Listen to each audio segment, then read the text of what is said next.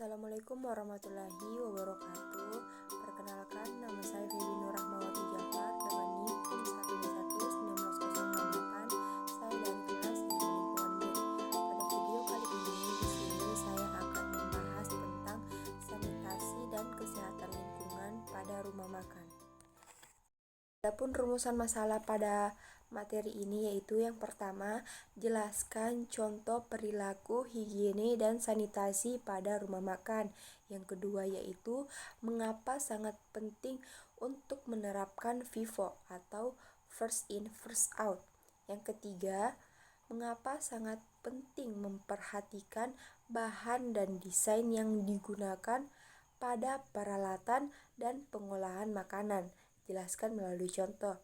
Yang keempat yaitu jelaskan persyaratan higiene dan sanitasi rumah makan menurut Kemenkes nomor 1098 Menkes SK 7 2003. Yang kelima yaitu jelaskan contoh penyakit apa saja yang disebabkan melalui foodborne disease dan waterborne disease.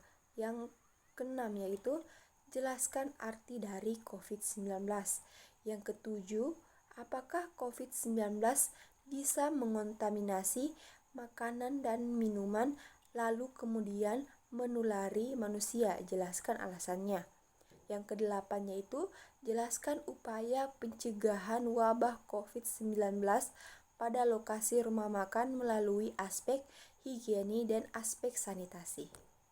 Tujuan dari materi ini yaitu untuk mengetahui sanitasi pada rumah makan dan minuman dan upaya pencegahan wabah COVID-19 pada rumah makan melalui aspek higiene dan aspek sanitasi.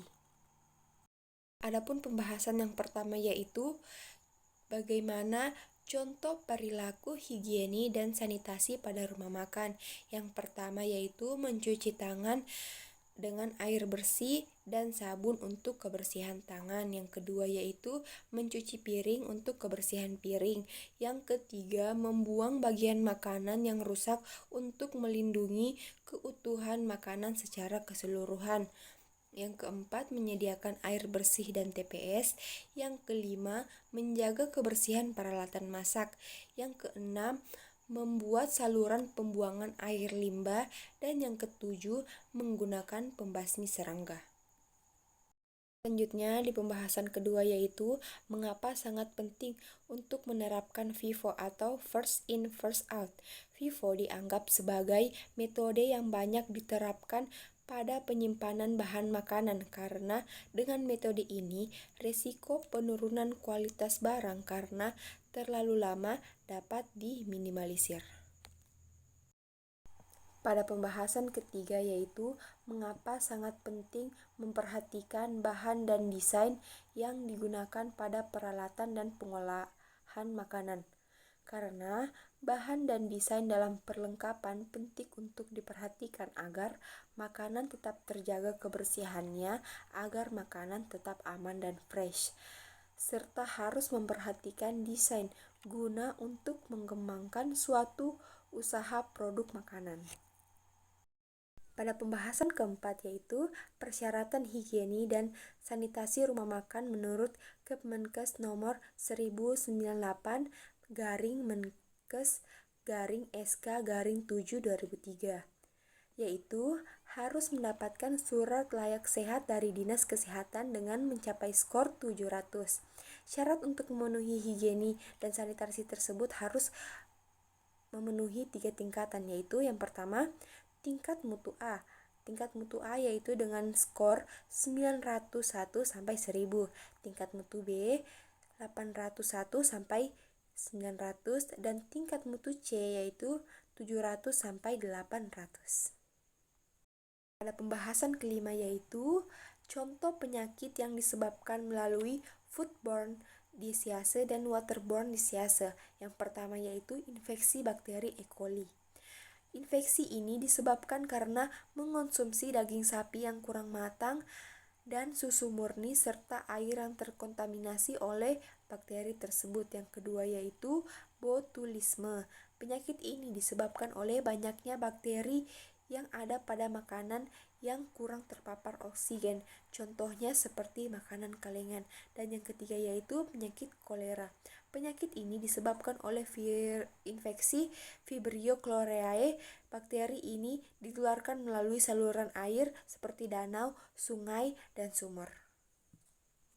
Pembahasan ke-6 di sini saya akan menjelaskan arti dari COVID-19. COVID-19 atau Coronavirus Disease 2019 yaitu penyakit yang menular yang disebabkan oleh SARS-CoV-2, salah satu jenis coronavirus. COVID-19 ini menyebabkan penderitanya mengalami demam, batuk kering, dan kesulitan bernafas. Pada pembahasan yang ketujuh yaitu, apakah COVID-19 bisa mengontaminasi makanan dan minuman lalu kemudian menulari manusia? COVID-19 tidak bisa menulari melalui makanan dan minuman karena virusnya butuh inang atau jaringan hidup untuk bisa berkembang biak. COVID-19 ini biasanya menular pada saat orang berbicara, batuk, atau bersin yang masuk ke tubuh melalui mata, hidung, dan mulut. Pada pembahasan ke-8 atau pembahasan terakhir yaitu upaya pencegahan wabah COVID-19 pada lokasi rumah makan melalui aspek higiene dan aspek sanitasi. Yang pertama yaitu menerapkan good practice, yang kedua yaitu higiene karyawan, yang ketiga yaitu penyemprotan desinfektan untuk inaktivasi COVID-19 yang lebih cepat, yang keempat yaitu pengolahan limbah yang aman, dan yang kelima menerapkan sistem jaga jarak. Adapun kesimpulan dari materi ini yaitu aspek higiene dan aspek sanitasi pada rumah makan sangat penting karena untuk mencegah terjadinya penyakit menular baik dari makanan ataupun minuman dengan beberapa langkah-langkah untuk pencegahan penyakit menular. Lebih dan kurangnya mohon dimaafkan. Wabillahi taufiq wal hidayah. Wassalamualaikum warahmatullahi wabarakatuh.